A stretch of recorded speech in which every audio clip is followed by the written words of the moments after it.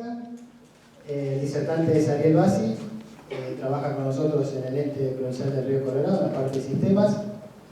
Es la cabeza de todo lo que es computación, de todo lo que comprende lo que es informática en el organismo. Junto con la gente de la municipalidad, Ana Salinas, decidimos organizar este taller de informática para aquellos que ya están trabajando en el rubro o aquellos que se quieren sumar o aprender, capacitarse y demás características. Esto es más que nada para, como les dije, para capacitarse, pero aquellos que van a presentarse a algún trabajo tengan una herramienta más para defenderse, ¿sí?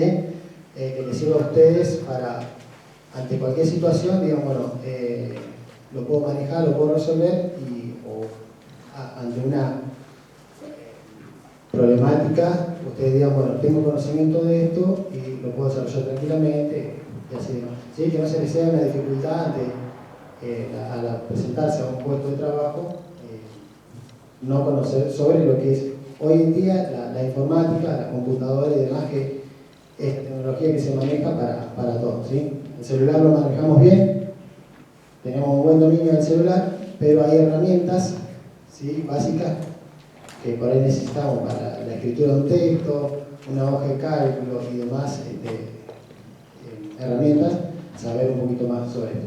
Así que bueno, lo mío es solamente presentar. Ariel Bassi, el disertante. Le agradezco la participación a todos que hayan venido, que se hayan tomado hasta ahora. Y bueno, y a la gente de la municipalidad que nos presta el salón y todas las instalaciones, y lo que ustedes ven acá, tanto sonido como el proyector y demás. Así que bueno, los dejo con Ariel. No tengan duda en consultar, ¿sí? Ariel va a ser muy dinámico. Si va muy rápido lo paran. Es amable el hombre, no es malo, así que párenlo, pregúntenle. No se queden con ninguna duda porque para eso está el curso, ¿sí? Para sacarse la mayor duda posible, ¿sí? Bueno, buenas tardes. Bueno, como le acaba de decir Tato, mi nombre es Ariel Bassi. Yo estoy frecuentando 25 de mayo del año 90 aproximadamente. Todavía no me había recibido en la Facultad de General Pico, la Facultad de Ingeniería. Yo soy egresado del Departamento de Informática de ahí. Y ya había empezado a venir al ente para proyectar la red de computación y demás. Y también fui uno de los pioneros en la escuela de Puelén, que habían recibido un CPU, y bueno, se los conecté, les expliqué a los chicos 2-3 clases, procesadores de texto y demás. Así que bueno, desde el año 90 que estoy frecuentando la zona, y lo que hago acá ya lo acaba de decir Tato. La idea es, vamos a ver en este taller unos conceptos básicos de cómo funciona un ordenador, y después nos vamos a enfocar hacia el mantenimiento del ordenador, todos los cuidados que tenemos que tener y demás con el uso. Entonces, bueno, el título, taller de informática. ¿Qué es la informática para ustedes? A ver, alguno que me responda, que me sepa decir qué es la informática. No lo escuchaba nombrar ese término todos los días. Bueno, unos señores se pusieron alrededor de los años 40 a ver cómo podían tratar la información. Realmente esto nace no de salud, de bienestar social, sino que por el tema de las guerras. Ellos tenían que tratar para resolver la fusión de un año de la bomba atómica, todos los eventos posibles de estadística para la reacción nuclear. Y desarrollaron una computadora que ocupaba, no sé, una sala completa, quizás como esto, que hacía unas instrucciones por una sola vez, servía porque eran a válvulas, pero les permitió resolver un problema que lo necesitaban para la guerra, de la fusión nuclear del uranio. Entonces, ¿qué es esto? ¿Qué es la informática? ¿Qué es para usted? ¿Nadie me lo sabe decir? No. Es un conjunto de conocimientos científicos y técnicas para tratar la información a través de la computadora, ¿sí? Eso es la informática. O ver la información automática. Ustedes cuando se sienten delante de un CPU, ¿qué buscan? Siempre información. Que me escribe de Facebook, que leo un diario, que envíe un correo, pero siempre, fíjense que están con información. A ver, vamos a adelantar acá. Adelantar que está la. Bueno, ahí está lo que acabo de decir. Pero claro, para que todo esto funcione, tienen que interactuar dos grupos generales. Que uno es el hardware, que son las partes físicas del ordenador, o sea, los discos rígidos, las plaquetas, y la otra parte que interactúa es el software, ¿sí? A ver, acá yo traje unas cositas para mostrar, después la vas pasando en las mesas.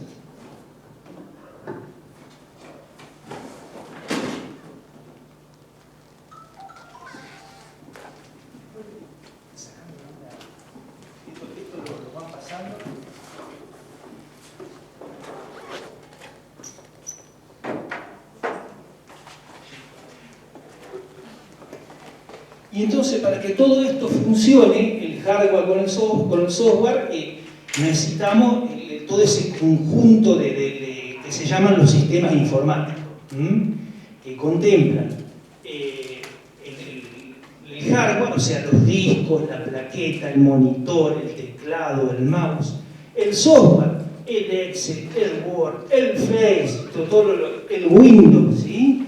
Y la parte humana. O sea que somos nosotros los que estamos interactuando con estos dos elementos. Adelantarlo, Tato. Ese te pasó. No, a ver. Bueno.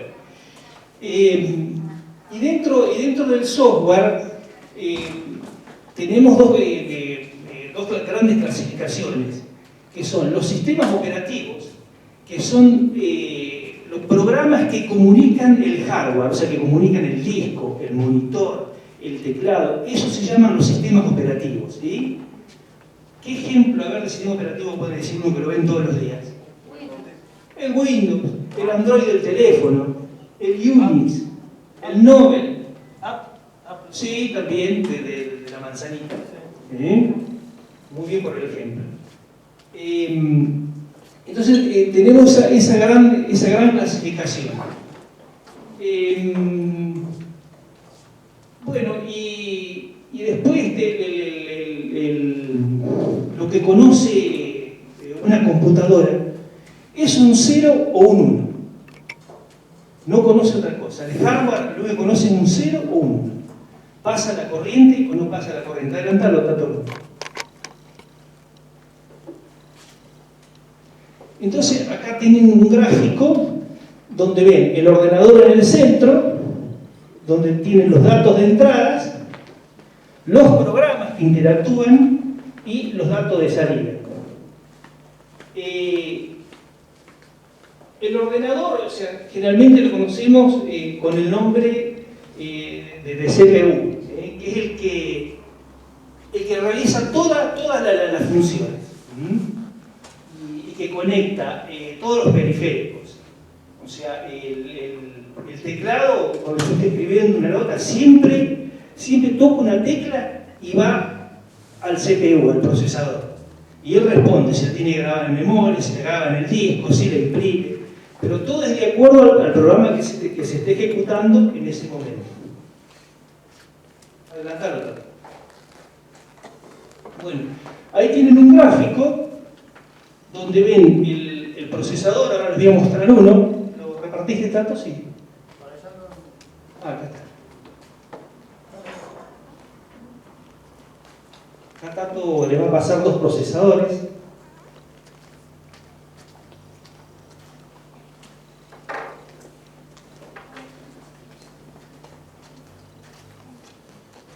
Entonces ahí tienen todo el gráfico de la interacción, lo que mencionaba recién, entre el procesador y todos los periféricos, ¿sí? El procesador tiene una unidad central, una unidad aritmética lógica, eso que dice ALU ahí, que es el que hace todas las operaciones binarias de ese 0 y 1. Ahora vamos a ver un ejemplo de cómo reconoce un número la computadora con el 0 y el 1. Bueno, tiene el disco duro, la pantalla, el teclado, el lector de CD, el pendrive, la memoria principal.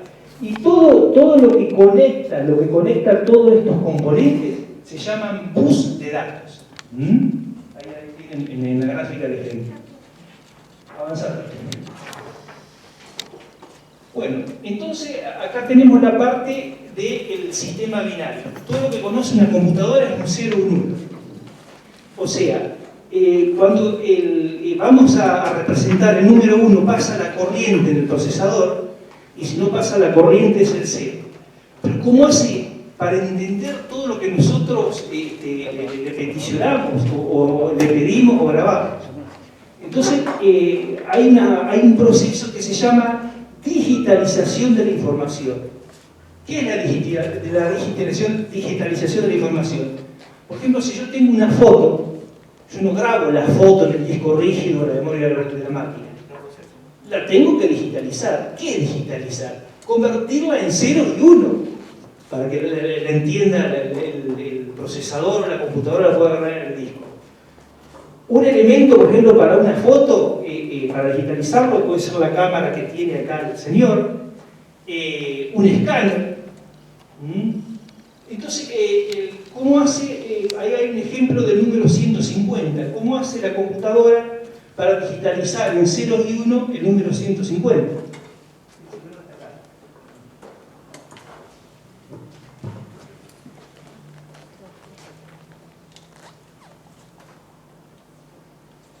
Entonces hace un proceso interno que lo hace la ALU que vimos hoy, la unidad de aritmética lógica en la página anterior, hace una división. Y toda esa matemática, esa división de 0 y 1, se llama álgebra de Boole, que fue un señor que se llamaba Boole, que en los años 1840 aproximadamente ya representaba los números con ceros y 1. Entonces lo que hace la unidad aritmética lógica, si yo le tipeo el 150 en el teclado, es dividirlo. Hace 150 dividido 2, ¿sí? Entonces le da 75. No tiene resto, fíjense ahí en el gráfico. Como no tiene resto la división, guarda un 0. No sé si lo alcanzan a ver ahí. Después, ¿qué hace? 75 lo divide por 2, que da 30 y, ayúdenme, 37, ¿no?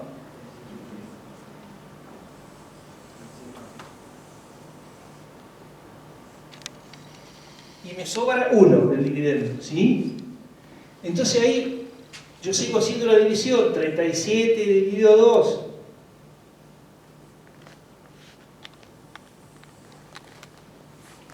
creo que es 18 y me sobra 1. Y hasta que llego a 0, o sea, hasta que divido todo el número, y me forma ese número que está ahí, que es el 1001.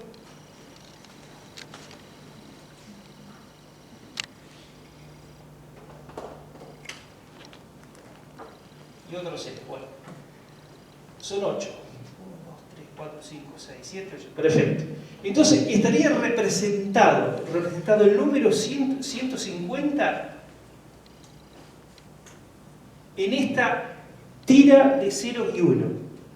Cada 0, cada 1 se denomina un bit, ¿sí? En la jerga de computación, ese 0 o ese 1 que guarda la computadora se denomina bit.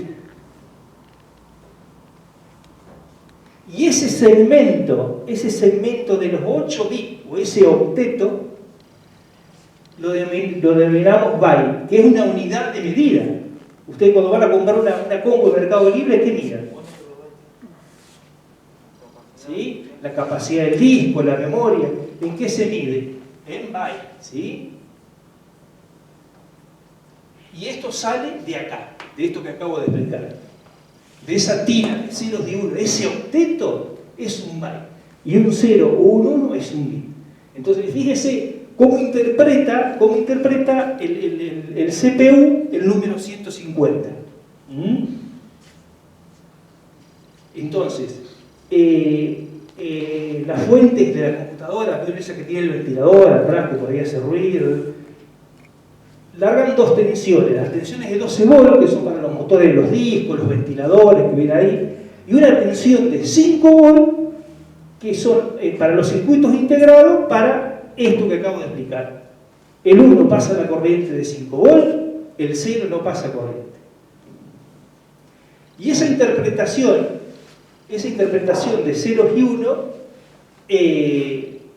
forman letras, ¿sí? Eso lo hace una asociación americana que se llama ASCII, América Estándar Internacional de Caracteres, de los cuales, por ejemplo, el octeto 00001 es la letra A minúscula, ¿sí? El octeto 00011 es la B minúscula.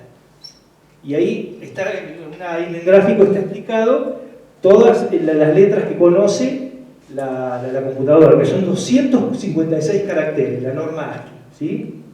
Avanzá, Tato.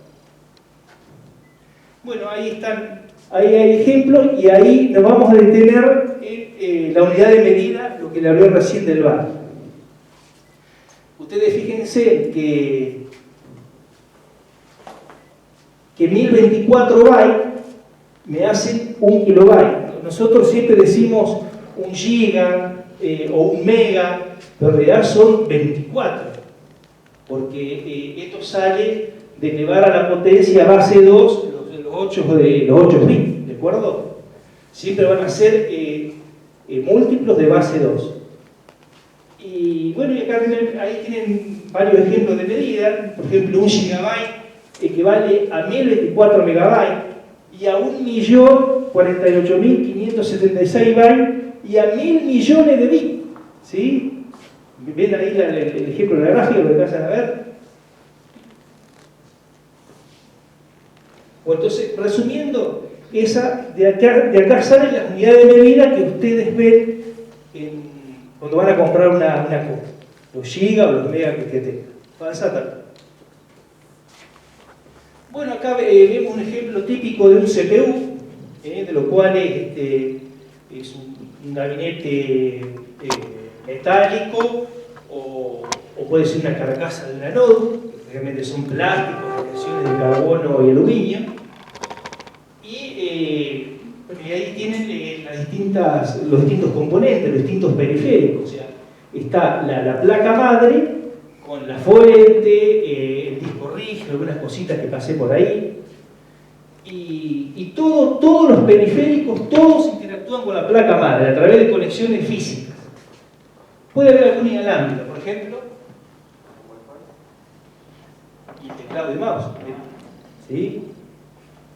Con cable, pero también puede haber inalámbrica.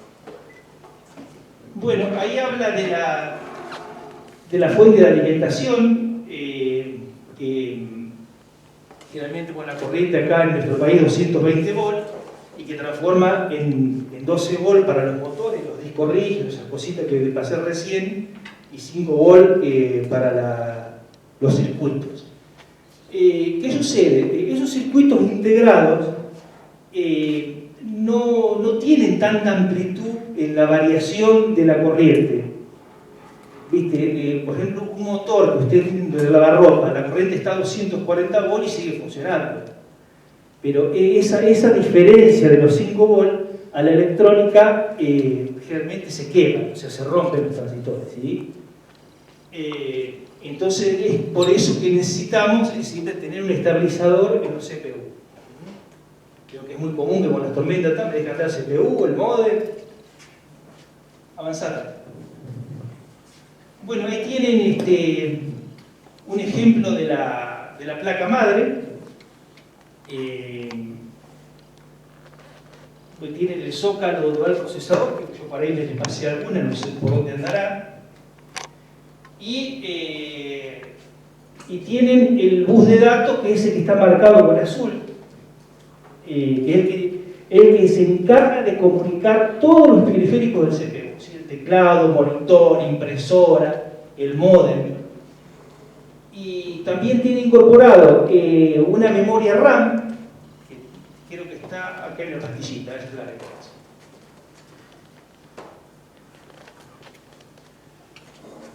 Y cuando va a ejecutar un programa, el procesador, siempre lee la memoria RAM, siempre lo tiene subido la memoria RAM, ¿sí? O sea, primero lo va a buscar a disco, lo ubica en la memoria RAM y después ejecuta la instrucción. Otro componente muy importante que tiene la placa madre es el BIOS, ¿sí? Que es una memoria de tipo EEPROM. Esa memoria que tienen los chicos en la mano se puede grabar, leer, escribir. Apago la máquina y se borró, no me queda nada. Y la EEPROM, que está ahí marcadita, un cuadradito azul, esa tiene las instrucciones que tiene que hacer el CPU cuando yo enciendo el equipo. Que lo primero que hace es ir a un sector del disco a levantar el sistema operativo, el Windows, ¿sí? Y después hay otro tipo de memoria que se llama, esa se apaga la máquina y queda grabada, ¿sí? Por eso se llama EEPROM. Son memorias de read-only, de lectura únicamente, ¿sí? Y después tenemos la memoria CMOS, que es la que mantiene la hora, la fecha, la configuración del equipo, que tiene una pirita. Y esa sí se puede grabar. Yo le puedo modificar la hora, le puedo modificar la configuración del disco, el lenguaje. Avanzar tanto. Bueno, ahí estamos viendo el procesador, ¿sí? Que también anda por ahí. El procesador, dijimos que es para que ustedes lo entiendan, el cerebro de la máquina, que ejecuta todas las instrucciones. Yo, todo lo que voy a hacer con un programa, con un Word, un Excel, un Face, todas esas peticiones pasan por el procesador. El procesador tiene ese tamaño que ven ahí. ¿Y cuántos transistores tiene para ustedes un procesador? Los transistores es un dispositivo electrónico que en un sentido deja pasar la corriente, el 1, y en el otro sentido no la deja pasar, el 0. ¿De acuerdo? Es un transistor. Es un dispositivo electrónico que deja pasar la corriente en un sentido. Entonces, está abierto, representa el 1. No pasa, está cerrado, representa el 0. ¿Sí? Tienen aproximadamente entre 7 y 8 millones de transistores en ese cuadradito que anda por ahí, que no sé dónde está ahora. Entonces, para ejecutar una instrucción, por ejemplo, sumar dos números, hay un elemento que se llama el pulso de clock, ¿sí? Que está vibrando. ¿Vieron el magiclick? Que cuando yo le hago un esfuerzo mecánico produce la chispa, enciendo la cocina, ¿sí? Y este es el proceso inverso. Estas plaquetas tienen un cristal que si hago pasar corriente se produce el efecto mecánico, justamente el inverso. Lo que implica un esfuerzo mecánico, tengo corriente. Y estas plaquetas tienen un cristal del cual a través de un paso de corriente se produce una vibración mecánica. Entonces lo uso para oscilar, se llama un oscilador. Y es muy constante eso, con las variaciones de temperatura, de presión, siempre están vibrando cuando pasa la corriente a una frecuencia constante. Entonces, por cada vibración de ese cristal, el procesador ejecuta una instrucción. Por ejemplo, ir a buscar un número a la memoria, sumar dos números. Pero sumar dos números no le lleva un pulso de clock.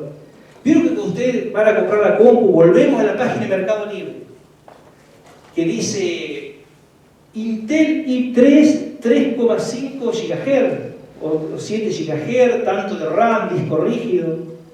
¿Lo ubican eso que les digo? Bueno, los GHz, eso, es una medida de frecuencia, que es la vibración del cristal que les estoy hablando. Yo les doy un poquito de teoría para que ustedes cuando lo vean en la práctica sepan de qué se trata, ¿sí? Entonces ese gigahertz, lo que me está dando, ¿qué es del procesador? ¿O qué es de la compu que estoy comprando en Mercado Libre? la velocidad de la compu.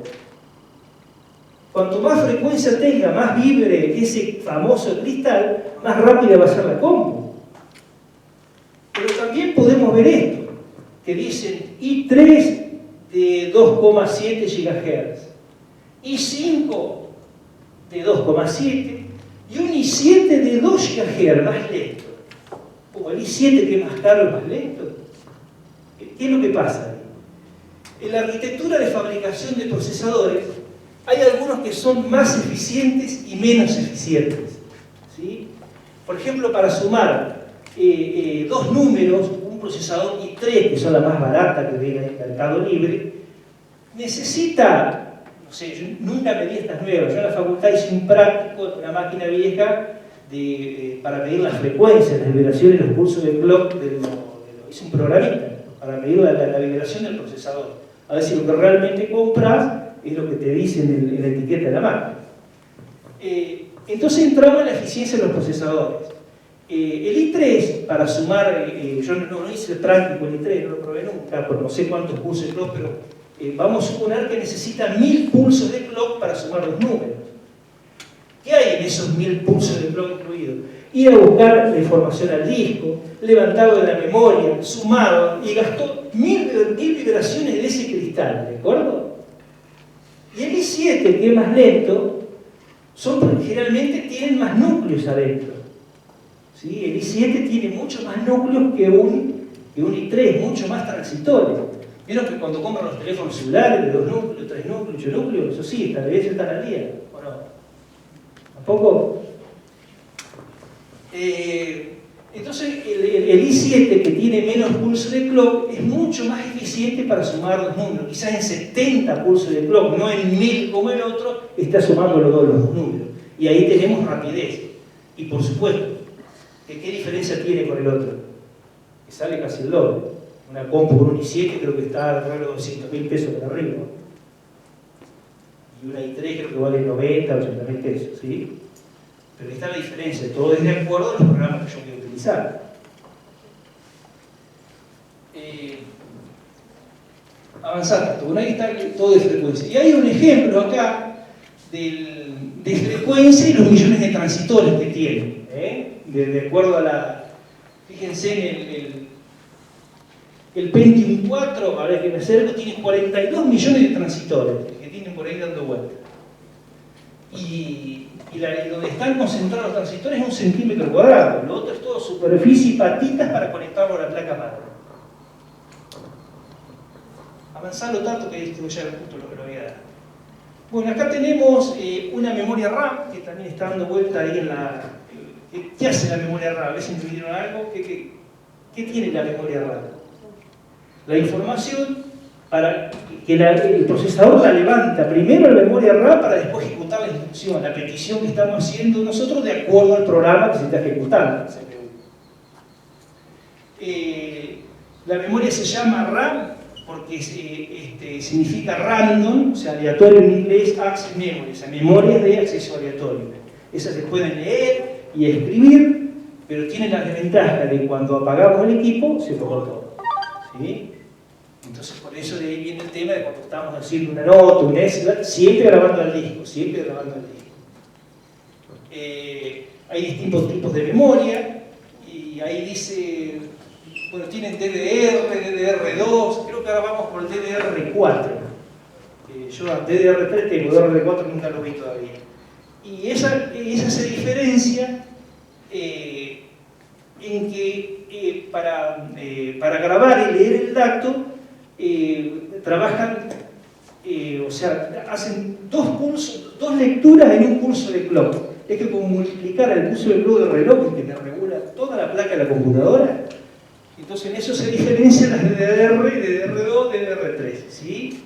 Multiplican los pulsos de clock, entonces son más rápidas, por supuesto que más caras. Creo que ahora vamos por la DDR4. Y lo que van logrando con esos números es siempre ser eficiente con los pulsos de clock, la vibración de ese famoso cristal que está en la placa madre. Que por cada vibración, recuerden esto, el procesador ejecuta una instrucción. Seguí tanto. Bueno, ahí habla, justo lo que le hablaba recién, de la DDR2, de DDR3, de la frecuencia que tiene cada una y demás. Y bueno, y ahí hay un gráfico donde habla del multiplexor, ¿bien? De por cuántos pulsos de clock. La primera era uno solo, o sea, un pulso de clock de instrucción, era abajo 2, y la DDR3, ahí tienen representados 3 pulsos de clock, el gráfico ese. Seguí tanto. Bueno, acá esto es otro periférico que suelen tener los CPU. Generalmente la mayoría de las placas madres vienen con placas de video integradas, ¿sí? Lo que enchufan el monitor, eso se llama salida de video. Hay HDMI, VGA, DVI, no sé, varios tipos de conexión. Generalmente las placas vienen con una placa de video integrada, placa madre, no sé dónde estará. Pero también podemos adquirir cuando necesitamos diseños gráficos o dibujos CAD, con dibujo asistido por computadora, el famoso AutoCAD, todos los programas de software, o los jueguitos, los famosos jueguitos, tenemos que comprar estas placas, ¿sí? Creo que traje una que ustedes ven ahí. ¿Han oído hablar ustedes de formatear? Sí. ¿Y qué es formatear? ¿Qué es formatear el disco? O sea, borras todo. Borras todo, ¿sí? Entonces, el formateo, en esa circunferencia que ustedes ven ahí, es preparar los círculos concéntricos en el disco, donde van a leer esos cabezales que están viendo ahí. Eso no lo tiene como un surco de un arado, sino que lo tiene con los imanes, con los pequeños imancitos que va grabando ahí a nivel molecular.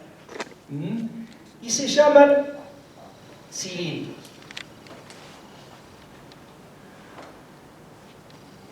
Y cada cilindro contiene un sector, ¿sí? Todo está dividido en sectores que tienen 512 bytes cada uno.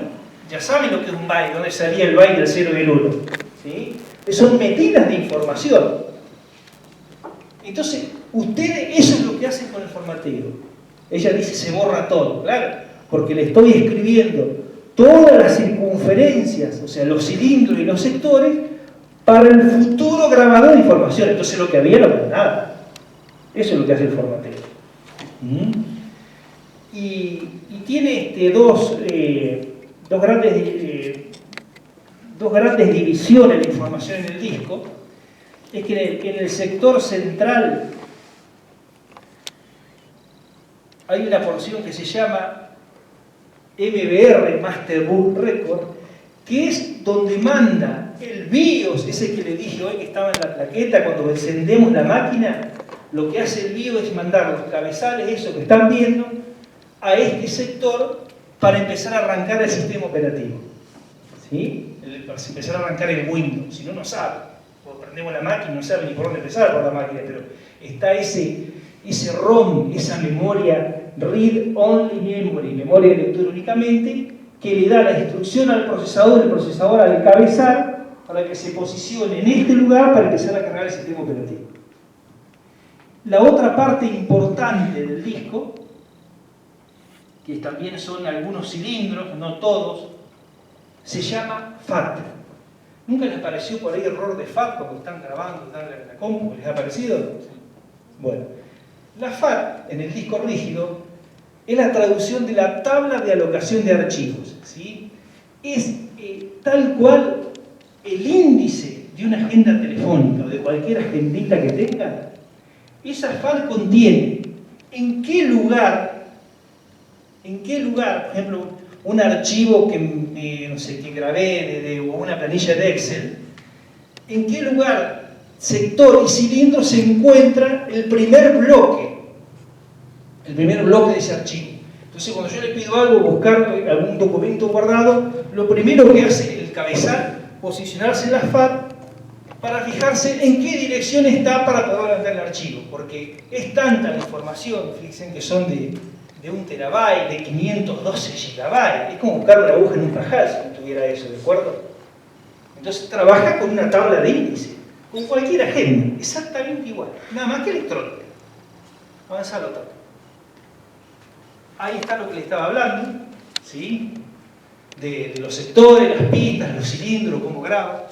Ahí hay un gráfico, que es lo que están viendo físicamente ahí. Seguita. Bueno, acá hay otro ejemplo de disco externo,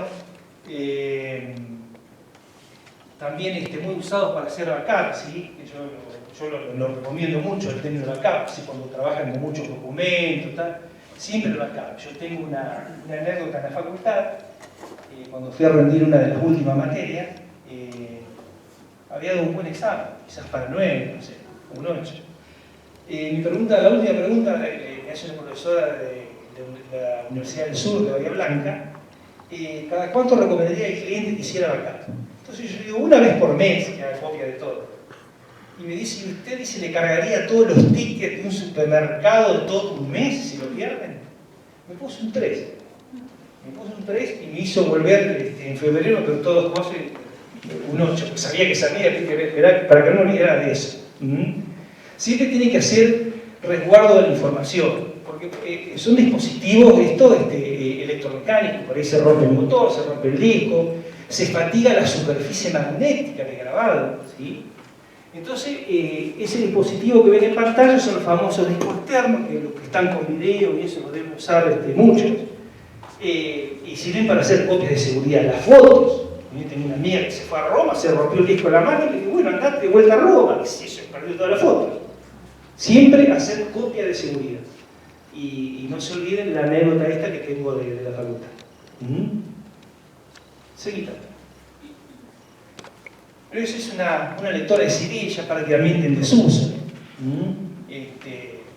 Bueno, ya todos saben, el CD, el DVD, el CD-R que lee, el RW que graba y escribe. Eso aparte ya está prácticamente en desuso. Simplemente para algunos archivos viejos. Y bueno, y esto sí, quería parar. Entonces dijimos que las memorias graban pulsos eléctricos, o sea, 5 volts positivos, es el 1, y no pasa corriente del 0. El disco rígido graba un imancito norte en esa superficie, es el 1, y el sur es el 0. ¿Y el DVD qué grabará?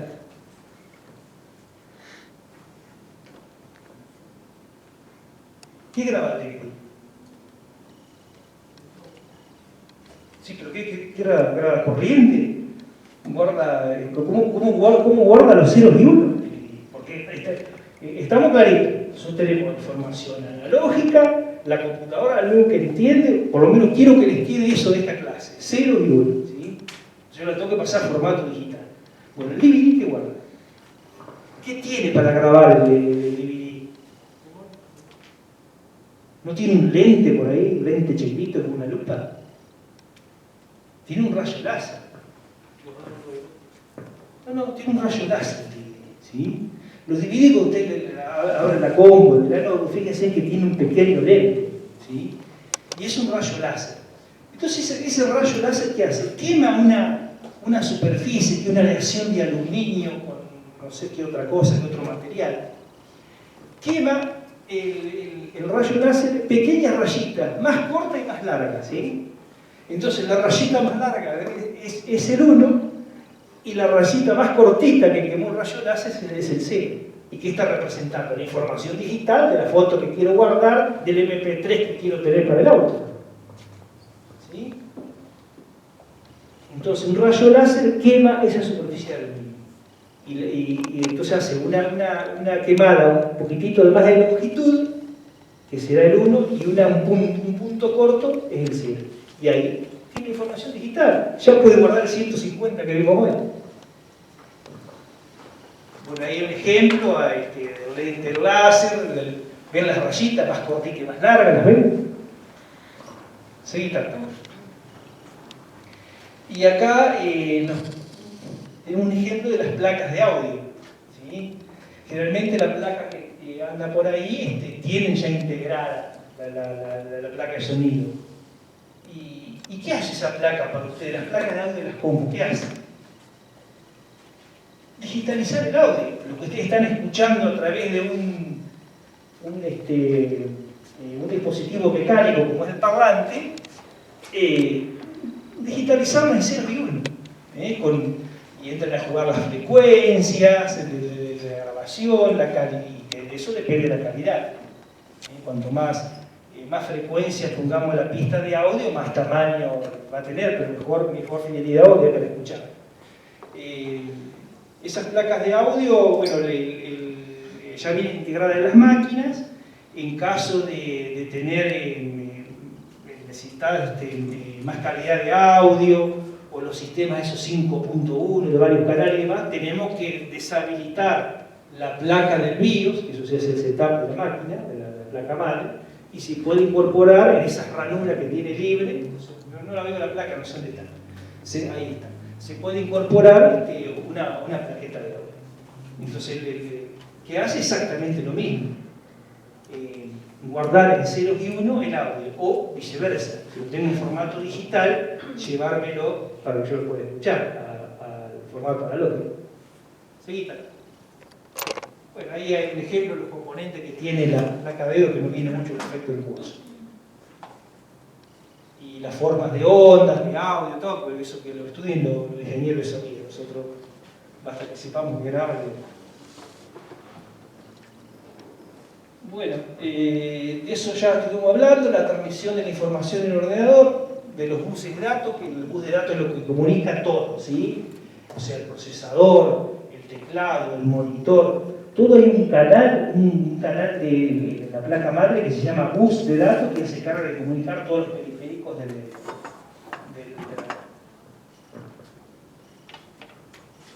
bueno, sí, hay ejemplos, hay de bus de datos, los componentes. Y cómo comunica. Generalmente ese bus de datos se lo conoce, se me olvidó de comentarle, con el nombre de chipset.